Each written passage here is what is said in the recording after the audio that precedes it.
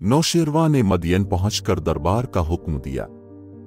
अमीर हमजा के दोस्तों और साथियों को अपने दाएं जानिब रखी हुई सोने चांदी की कुर्सियों पर बिठाया। बाईं जानिब ईरानी वजीर और अमीर बैठे। उमरों को शहजादा हुर्मिस के बराबर जगह मिली और वो बड़ी शान से तकिया लगाकर बादशाहों की तरह कुर्सी पर बैठ गया। नौशेरवा ने अमीर हमजा से कहा, तुम्हारे लिए इस दरबार में जगह की कोई कैद नहीं, जहां तुम्हारा जी चाहे बैठो। ये बहुत बड़ा एजाज था जो इससे पहले किसी और को नहीं मिला था। बख्तक अमीर हमजा की आओ भगत और इज्जत अफजाई देखकर जल भुन रहा था, मगर कुछ कहने की जुर्रत ना हुई। अमीर हमजा ने उधर उधर निगाह दौड़ाई। क्या देखते हैं कि नौशेरवा के तख्त के बिल्कुल बराबर एक शानदार कुर्सी रखी है। इसके ऊपर मखमल की छत थी जिसकी झालरों में लाल, याकूत और नीलम टके हुए थे। पायों की जगह सोने के बने हुए 4 शेर थे। इन शेरों की अंखों में भी ऐसे कीमती हीरे जुड़े थे जिनमें से रोशनी की किरणें फूटती थीं। अमीर हमजा सीधे इस कुर्सी की तरफ बढ़े और 7 मर्तबा बादशाह को सलाम करने के बाद बैठ गए। जून ही वो कुर्सी पर बैठे, बख्तक चुप न रह सका और उसने बादशाह से कहा, हुजूर अमीर हमजा से कहिए कि किसी और कुर्सी पर तशरीफ रखें। ये कुर्सी रुस्तम पहलवान की है और उसकी औलाद के सिवा किसी और को इस पर बैठने का हक नहीं। ये सुनकर उमरों को सख्त गुस्सा आया।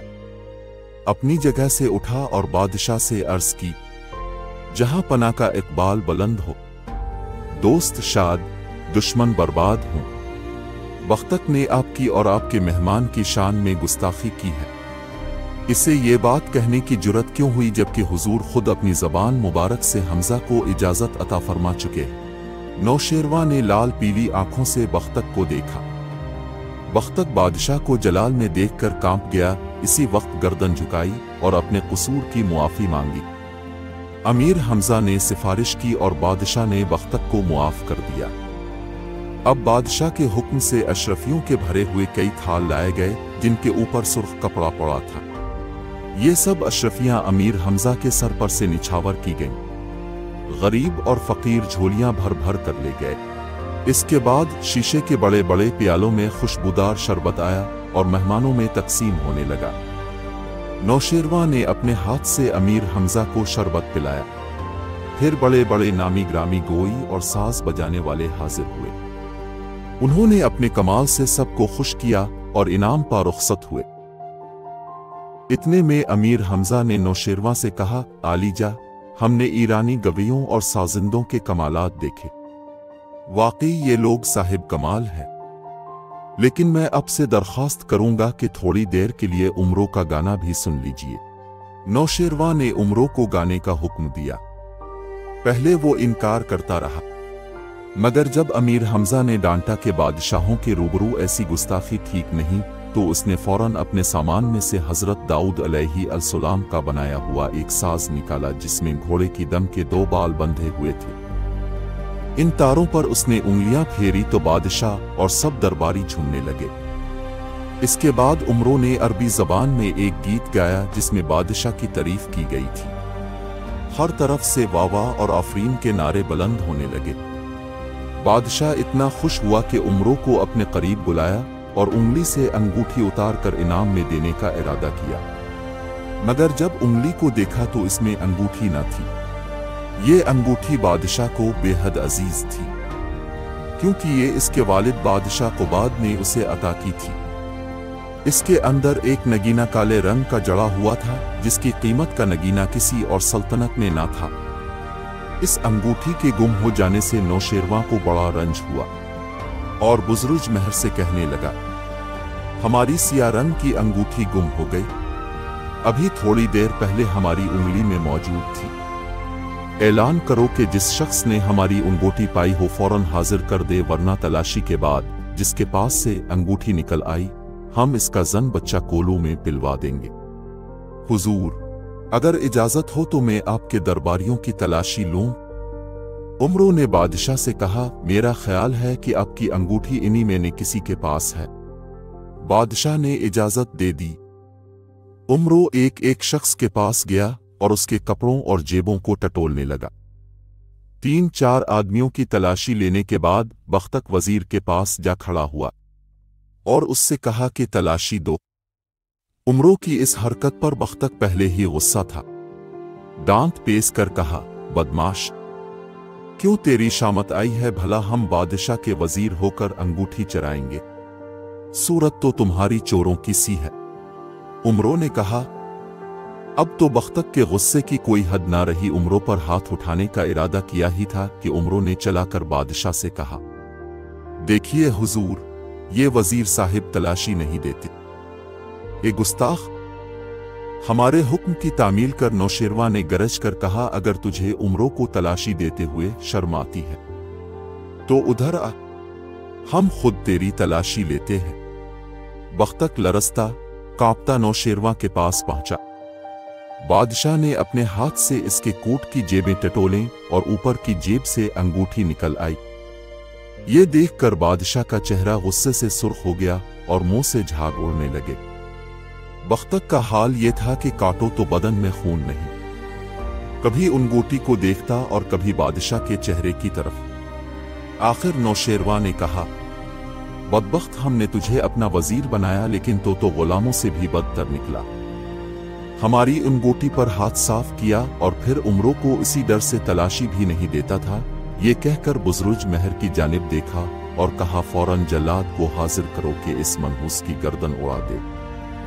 ये शख्स जिंदा रहने के काबिल नहीं है। बादशाह का हुक्म। आन की आन में जल्लाद हाजिर हो गया।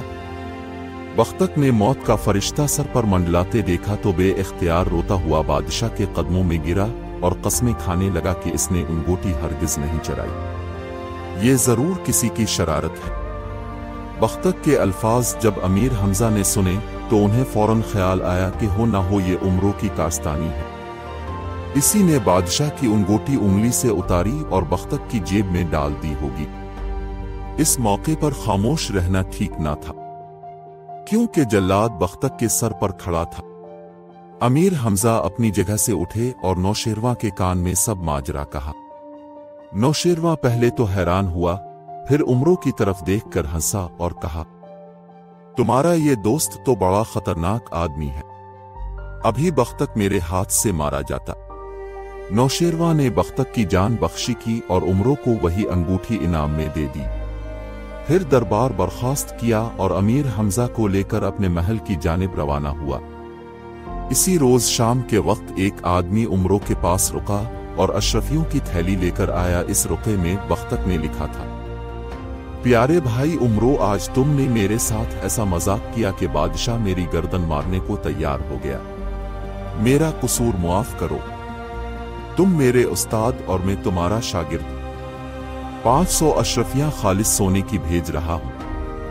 500 अशरफियां चंद रोज बाद पेश करूंगा। आपका भाई बख्तक। उमरों ये खत पाकर बड़ा खुश हुआ।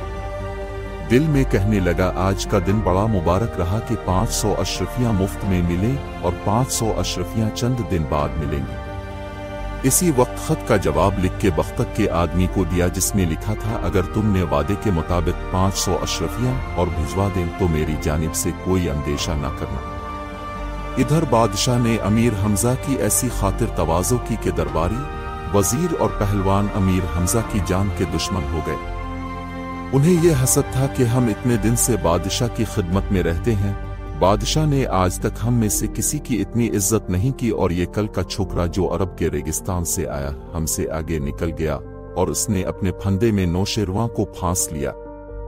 रुस्तम जैसे अजीम पहलवान की कुर्सी पर बैठता है और कोई इसे टोकने वाला नहीं। रोज सब मिलकर तदबीरें सोचते कि किसी तरह नौशेरवा की नजर से अमीर हमजा को गिराएं, मगर कोई तदबीर समझ में ना आती थी।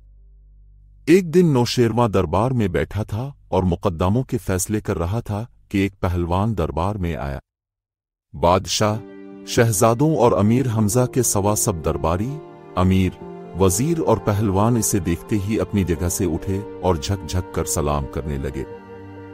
इस पहलवान ने नौशेरवा के करीब जाकर उसके हाथों को बोसा दिया और अकड़ता हुआ शहजादा हुर्मिस के करीब रखी हुई एक कुर्सी पर जा बैठा। अमीर हमजा ने इसको गौर से देखा। उसका कद तकरीबन 7 फुट लंबा था और जिस्म बड़ा ताकतवर। आंखें सुर्ख और घनी मूंछों की नोकें ऊपर को मुड़ी हुई थीं। अमीर हमजा को देर तक घूरने के बाद इसने कहा, ये शख्स तो कौन है और तुझे ये जुर्रत क्यों कर हुई कि रुस्तम की कुर्सी पर बैठे? क्या तुझे किसी ने ये नहीं बताया कि अब इस कुर्सी पर मेरा बाप गुस्तुम पहलवान बैठता है? जान की सलामती चाहता तो इस कुर्सी से उठ जा और किसी दूसरी जगह बैठ। अमीर हमजा खामोश रहे और उसकी बकवास का कुछ जवाब ना दिया। इस पर पहलवान ने नौशेरवां से कहा, हुजूर, मैं क्या देख रहा हूं? आपने मुझे लड़ाई के वास्ते काबुल भेजा और मेरे बाप गुस्तुम को चीन रवाना किया और हमारी गैर हाजिरी में इस अरब नौजवान को रुस्तम कुर्सी पर बैठने की इजाजत दे दी। अब उसे हुक्म दीजिए कि फौरन यहां से उठ जाए, वरना मेरे हाथ से मारा जाएगा। अब तो अमीर हमजा के गुस्से की इंतहा न रही। उन्होंने नौशेरवां से कहा, जहां पना, ये कौन है जिसे दरबार के आदाब की भी परवाह नहीं? इसका नाम फौलाद पहलवान है और ये गुस्तुम पहलवान का बेटा है। नौशेरवां ने जवाब दिया, ये मेरे मुल्क का सबसे बड़ा पहलवान है। मैंने इसे एक मुहिम पर चीन भेजा है, चंद रोज तक वापस आ जाएगा। वो इसी कुर्सी पर बैठता है जिस पर तुम बैठे हो। अमीर हमजा ये सुनकर हंसे और कहा, हुजूर, अगर इजाजत हो तो मैं फौलाद को सबक दूं ताकि आइंदा ऐसी बदतमीजी की जुर्रत न करे। उन्होंने ये जुमला आहिस्ता से कहा, मगर फौलाद ने सुन लिया। मुट्ठियां भींचकर उठा और गरजदार लहजे में कहने लगा, बादशाह के पास बैठकर डींगे मारना बुज़दिलों का काम है। बहादुर हो तो आन कर मुझसे पंजा मिलाओ, मैं भी यही चाहता हूं। अमीर हमजा ने कहा और उठकर फौलाद की जानिब बढ़े। वो मगरूर अपनी कुर्सी पर बैठ गया और हाथ आगे कर दिया। अमीर हमजा ने इसका पंजा अपने हाथ में लेकर इस जोर से दबाया कि फौलाद के हल्क से चीख निकल गई। तकलीफ की शिद्दत से चेहरा पसीने में नहा गया। हमजा ने झटका दिया तो वो मुंह के बिल जमीन पर गिरा। अब उन्होंने इसका हाथ छोड़ दिया और कहा, मैं गिरे हुए दुश्मन पर हाथ उठाना अच्छा नहीं समझता। हिम्मत है तो उठो और मेरे सामने आओ। ये सुनकर फौलाद ने अपनी कमर से बंधा हुआ खंजर निकाला और अमीर हमजा पर हमला किया।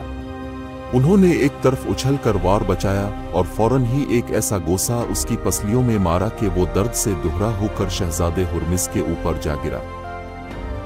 शहजादे को ताव आ गया। इस फौलाद के पेट में ठोकर मारी और वो गेंद की मानिंद उड़ता हुआ दोबारे अमीर हमजा की तरफ आया। उन्होंने फिर एक घूंसा उसकी नाक पर दिया।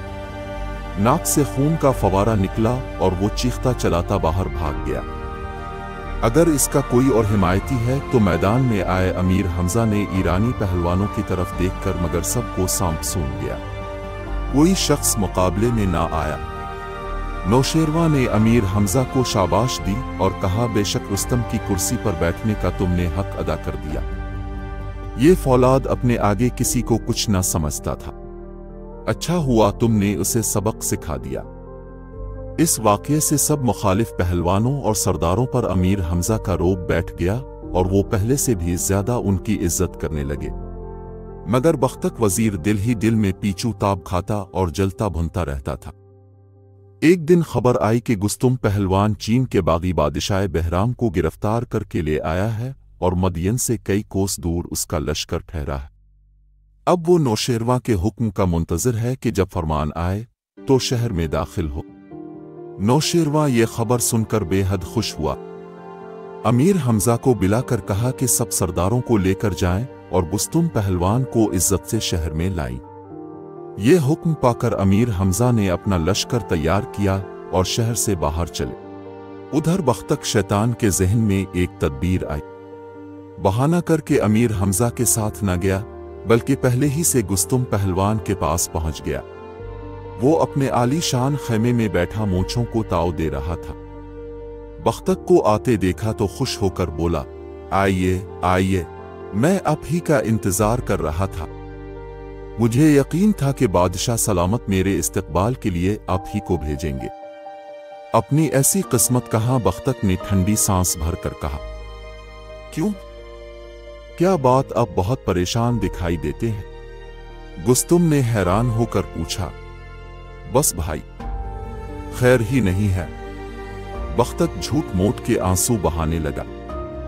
आजकल हमारे बादशाह सलामत अरब के एक शख्स के कब्जे में है। जो वो कहता है वही करते हैं और उसकी बात के सिवा किसी और तरफ कान नहीं धरते। अब नौबत यहां तक पहुंच गई है कि वो अरब तुम्हारी कुर्सी पर बैठता है और अभी चंद रोज हुए इसने भरे दरबार में तुम्हारे बेटे फौलाद का मार मार कर भुरकस निकाल दिया था। बख्तक के मुंह से ये कलमे सुनकर गुस्तुम की शक्ल ऐसी डरावनी हो गई कि वो गुलाम थर थर कांपने लगे जो उसके सामने हाथ बांधे खड़े थे। वो एकदम उठकर खड़ा हो गया और चीख कर बोला, क्या ये बात सच है? वो कौन बदबख्त है, मुझे इसका नाम बता। उसका नाम हमजा है, मक्का के रईस का बेटा है। सुना है कि अपने आप को दुनिया के तमाम पहलवानों और बहादुरों से बढ़कर समझता है। उसने हशाम डाकू को मारकर बादशाह का तख्तू ताज वापस दिलाया, इसीलिए इसकी इतनी कदर की जाती है। अब हाल ये है कि इसके दोस्त दरबार में दंदनाते फिरते हैं और कोई उनकी गर्दन नापने वाला नहीं। घबराएं नहीं, अब मैं आ गया हूं।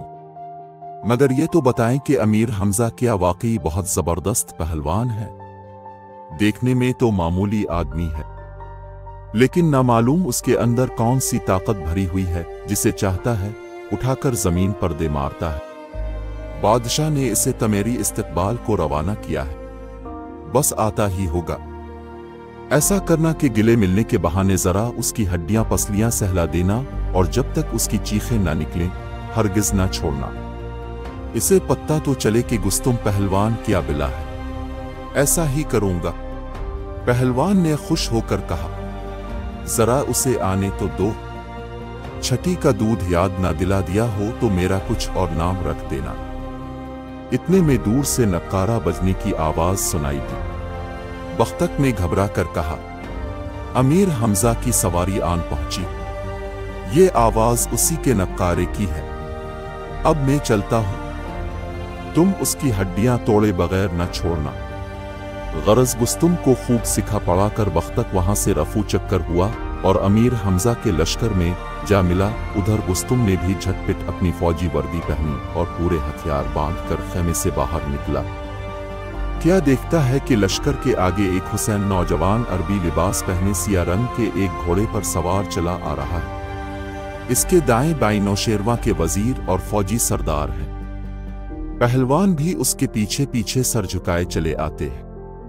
गुस्तुम समझ गया कि यही शख्स अमीर हमजा है। वो मक्कारी से खुश होता हुआ आगे गया। अमीर हमजा फौरन घोड़े से उतरे और गुस्तुम के बगल गिर हुए।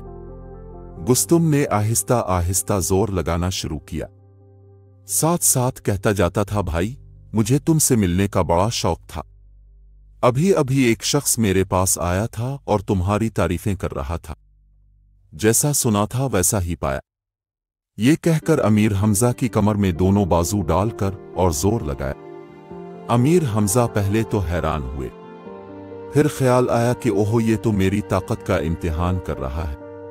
अच्छा है, इम्तिहान कर लेने दो। गुस्तुम जब पूरी ताकत सिर्फ कर चुका और अमीर हमजा की कोई हड्डी ना चटकी तो हाँफता हुआ अलग हो गया। मगर अब अमीर हमजा उसे कहाँ जाने देते थे। आगे बढ़ फिर लिपट गए और कहने लगे, भाई गुस्तुम, एक मर्तबा और गिले मिलो। ये कहकर इस जोर से इसकी पसलियां दबाएं कि इसका पाखाना निकल गया। उसने अमीर हमजा से कहा, भाई वाकई तुम जवां मर्द हो, मैं तुम्हारा मुकाबला नहीं कर सकता, मगर इतनी मेहरबानी करना कि ये बात किसी और को ना बताना। अमीर हमजा ये बात सुनकर हंसे और वदा किया कि किसी से इसका जिक्र न करेंगे। हमें अब के तासुरात का बेसब्री से इंतजार है कि हम अपनी कोशिशों को और बेहतर बना सकें। मजीद जानने के लिए देखिए 5वां बाब खतरनाक साजिश। लाइक करें, सब्सक्राइब करें और घंटी का आइकन दबाना ना भूलें ताकि हमारा ये ताल्लुक जड़ा रहे।